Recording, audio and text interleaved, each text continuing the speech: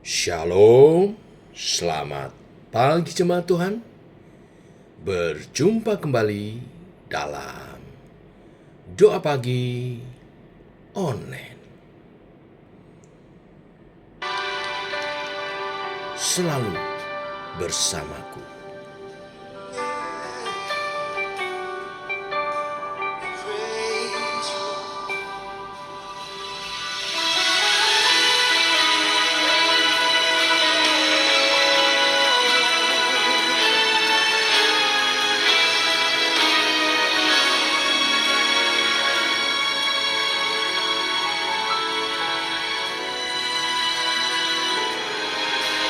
Hanya kau tempatku berlindung, hanya engkau laguku dan kekuatan.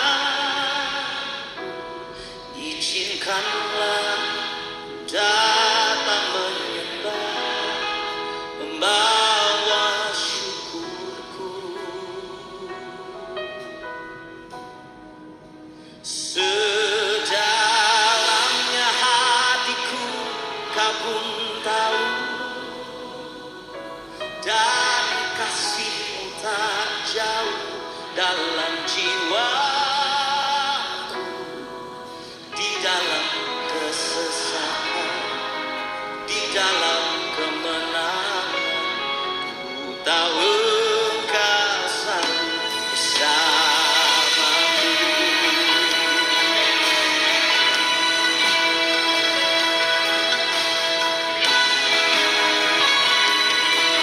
Angkat tanganmu, angkat suaramu, katakan, hanya kau tempatku berlindung, dan hanya engkau laguku dan kekuatan. Oh, izinkanlah ku datang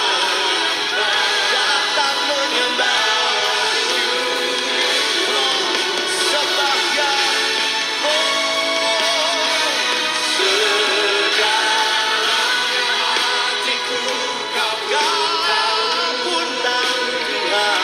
Dan kasihmu tak jauh dalam jiwaku, di dalam kesesakanku, di dalam kemenangan, ku tahu engkau selalu bersamaku.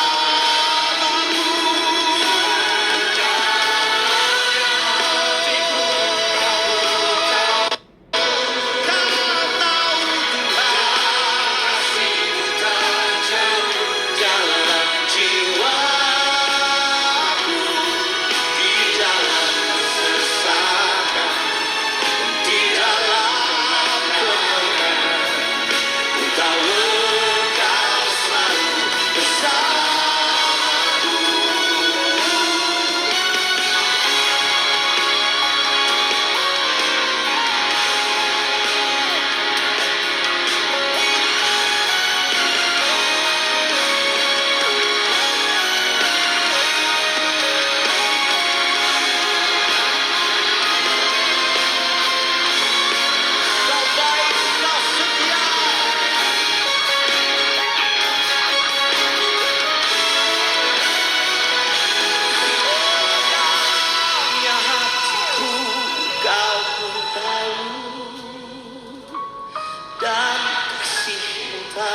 jauh dalam jiwa.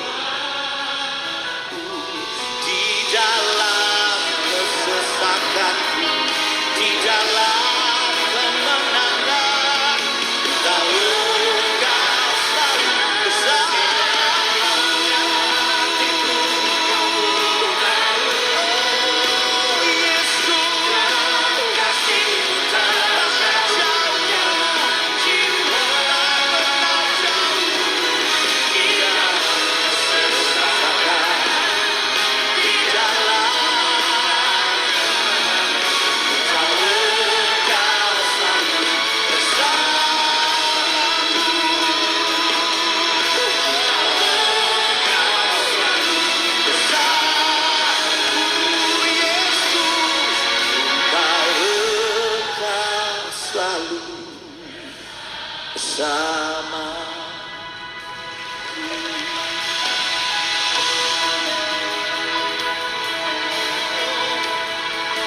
Yesus tak pernah tinggal, tak pernah tinggal.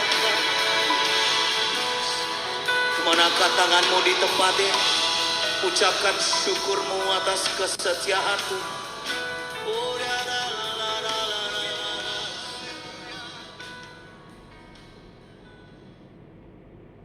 Tiba waktunya untuk kami merenangkan firman-Mu. Firman-Mu lah suluh dan terang bagi jalan kami. Berfirman Tuhan, terangi jalan kami, tuntun langkah kami oleh kebenaran firman yang sebentar kami renungkan. Dalam nama Tuhan Yesus Kristus. Amin. Bapak Ibu, kita lanjutkan renungan firman pada pagi hari ini. Kisah Para Rasul pasal 18 ayat 24 sampai 28. Hari ini penginjilan di Efesus bagian pertama. Demikian firman Tuhan. Sementara itu datanglah ke Efesus seorang Yahudi bernama Apolos yang berasal dari Alexandria. Ia seorang yang fasih berbicara dan sangat mahir dalam soal-soal kitab suci. Ia telah menerima pengajaran dalam jalan Tuhan. Dengan bersemangat ia berbicara dan dengan teliti ia mengajar tentang Yesus. Tetapi hanya mengetahui baptisan Yohanes. Ia mulai mengajar dengan berani di rumah ibadat, tetapi setelah Priskila dan Aquila mendengarnya, mereka membawa dia ke rumah mereka dan dengan teliti menjelaskan kepadanya jalan Allah. Karena Apolos ingin menyeberang ke Akhaya, saudara-saudara di Efesus mengirim surat kepada murid-murid di situ, supaya mereka menyambut dia setibanya di Akhaya. Maka ia oleh kasih karunia Allah menjadi seorang yang sangat berguna bagi orang-orang yang percaya.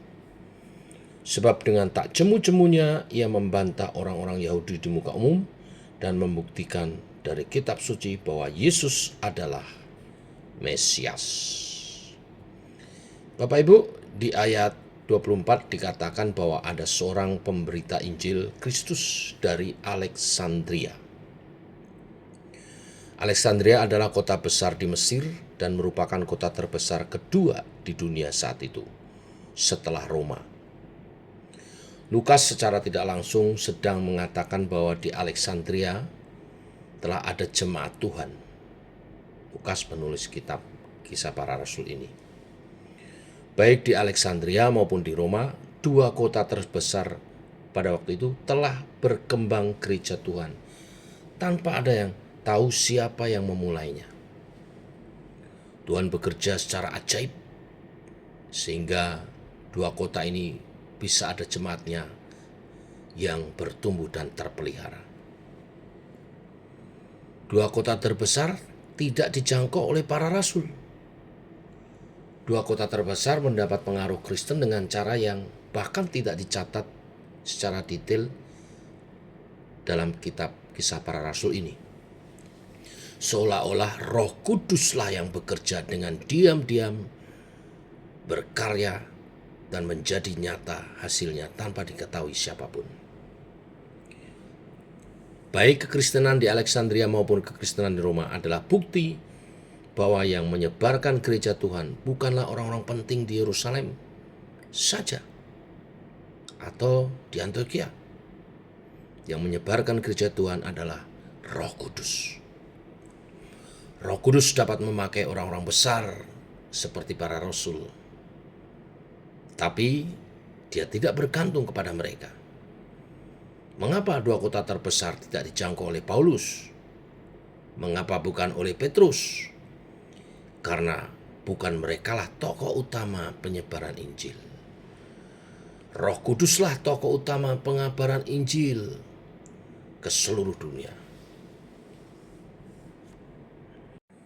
Dari kisah ini kita melihat di Alexandria telah ada gereja Tuhan dan bahkan telah memiliki seorang pengabar Injil yang luar biasa, yaitu Apolos.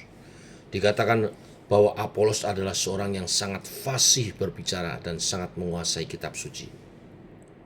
Dengan keahlian yang dimilikinya, dia menjadi pengabar Injil yang sangat efektif dan memberitakan tentang Yesus Kristus yang adalah Mesias dengan teliti. Ketika Apolos berkhotbah di sinagog di Efesus, di situ ada juga Priskila dan Aquila. Dikisahkan mereka mendengarkan dengan seksama apa yang dikhotbahkan Apolos, dan mereka menyadari bahwa ada hal penting yang Apolos belum ketahui mengenai berita Injil. Apolos belum memahami jalan Allah, sebagaimana dikatakan di ayat 26. Apolos hanya mengetahui baptisan Yohanes. Apakah yang dimaksud dengan hal ini? Baptisan Yohanes adalah baptisan pertobatan, yaitu baptisan sebagai tanda seorang meninggalkan dosa dan menantikan Sang Mesias bagi Israel. Ini adalah berita Injil yang dipahami dengan istilah baptisan Yohanes. Orang-orang yang memahami ajaran baptisan Yohanes bisa jadi adalah orang-orang yang menantikan Sang Mesias yang akan datang untuk memulihkan Israel, tetapi belum tahu bahwa Yesus Kristus dari Nazaret Mesias. Yesus Kristus dari Nazaret lah Mesias yang telah datang, mati di kayu salib, bangkit serta naik ke surga untuk duduk di sebelah kanan Allah. Tetapi bisa juga orang yang memahami baptisan Yohanes Pembaptis adalah orang-orang seperti Apolos yang telah juga memahami Yesuslah Mesias yang dimaksud Yohanes Pembaptis. Di ayat 25 dikatakan bahwa dia berbicara tentang Yesus dengan penuh kuasa Roh Kudus, penuh semangat, berapi-api di dalam Roh Kudus. Berarti dia telah mengetahui dan percaya Yesus. Yesus yang telah mati, bangkit, dan naik ke surga sebagai Mesias yang dimaksud oleh Yohanes Pembaptis. Pertanyaannya, kalau begitu, apakah yang dimaksud dengan jalan Tuhan yang dikatakan Priskila dan Aquila? Kemungkinan besar yang dimaksud dengan jalan Allah adalah pengertian bahwa Yesus Kristus bukan hanya Mesias bagi Israel, tetapi juga bagi bangsa-bangsa lain. Apolos selama ini memberikan fokus pengabaran Injil hanya kepada orang-orang Yahudi, tanpa menyadari bahwa Tuhan sedang memanggil bangsa-bangsa lain juga, tanpa perbedaan, tanpa membedakan mereka dengan orang Yahudi. Priskila dan Aquila mengajar bahwa Apolos harus juga menjangkau bangsa-bangsa lain. Apolos harus mulai mengalihkan fokus pelayanannya kepada orang-orang non-Yahudi. Setelah memahami jalan Tuhan, jalan Allah, Apolos melanjutkan pengabaran Injil ke Korintus. Kemungkinan besar dia tertarik untuk pergi ke Korintus, mendengar berita dari Priskila Aquila tentang perkembangan kekristenan di sana. Apolos pergi untuk menjadi orang yang akhirnya menguatkan dan memperkembangkan gereja Tuhan di Korintus. Setidaknya ada dua hal untuk direnungkan kembali pagi hari ini, perikop ini. Yang pertama adalah anugerah Tuhan yang besar membuat gerejanya bertumbuh di tempat-tempat utama tanpa diketahui sebelumnya. Pekerjaan besar dari Roh Kuduslah yang memelihara gerejanya. Gereja Tuhan sangat diberkati dengan orang-orang besar yang Tuhan bangkitkan seperti para rasul. Tetapi gereja Tuhan tidak pernah bergantung kepada orang-orang besar. Gereja di Antioquia bertumbuh dan menjadi besar, bahkan menjadi gereja pertama yang terdiri dari banyak bangsa tanpa ada tokoh besar utama yang menjadi pendirinya. Demikian juga Roma dan Alexandria. Roh Allah lah yang terus bekerja menyatakan kebenarannya dan Injil Kristus untuk memanggil orang-orang kembali kepada Dia. Alexandria menjadi kekuatan baru yang tidak disadari sebelumnya. Yang kedua, yang dapat kita pelajari, bahwa orang seperti Apolos yang begitu fasih berbicara dan begitu kuat menguasai kitab suci, ternyata tetap belum sempurna dalam pengertian. Bahkan dia masih perlu belajar dari dua orang awam seperti Priskila dan Aquila untuk memahami jalan Allah. Bapak Ibu jemaat Tuhan, tidak ada manusia yang tidak perlu orang lain. Tidak ada pelayan Tuhan yang sedemikian sempurna sehingga tidak perlu diajar oleh saudara seiman yang lain. Demikian contoh dari Apolos. Alangkah baiknya pelajaran rendah hati yang kita dapat dari kisah ini. Apolos menerima pengajaran dari Priskila dan Aquila yang secara kemampuan pengetahuan dan kefasihan berbicara sebenarnya berada jauh di bawah kemampuan Apolos. Namun walaupun pengetahuan mereka tidak sebesar Apolos, tetapi ada saja hal yang mereka ketahui dari kitab suci yang Apolos tidak ketahui. Tuhan menginginkan kita saling belajar satu dengan yang lain, sehingga kita bertumbuh karena adanya saling membagi pengajaran dan saling memerlukan pengajaran satu dengan yang lain. Dua hal ini kita pelajari pagi hari ini. Mari kita bertumbuh dan siap dipakai oleh Tuhan. Buka hati, pimpinan Roh Kudus untuk kita memahami kebenaran firman dan belajar rendah hati dengan kawan sekerja yang lain. Tuhan memberkati. Mari kita berdoa. Bapa, kami mengucap syukur oleh kebenaran firman-Mu pagi ini. Firman-Mu dahsyat. Kau mengajar kepada kami bergantung kepada pimpinan Roh Kudus. Tuhan bisa memakai siapapun, orang besar tapi orang kecil juga. Bahkan yang tidak diperhatikan oleh dunia, Tuhan bisa angkat dan pakai menjadi luar biasa bila Roh Kudus berkarya. Seperti Apolos, seperti Daniel, seperti Yusuf, yang karena dipenuhkan oleh Roh Kudus, ada Roh Allah dalam dirinya, dapat dipakai Tuhan luar biasa untuk mengabarkan Injil Tuhan. Kami rindu Engkau memakai kami Tuhan. Dan satu hal lagi, kami belajar untuk merendahkan hati, belajar satu dengan yang lain, menerima pendapat satu dengan yang lain, bekerja sama untuk Injil diberitakan. Bila kerajaan Allah dinyatakan di bumi seperti di surga melalui pelayanan kami.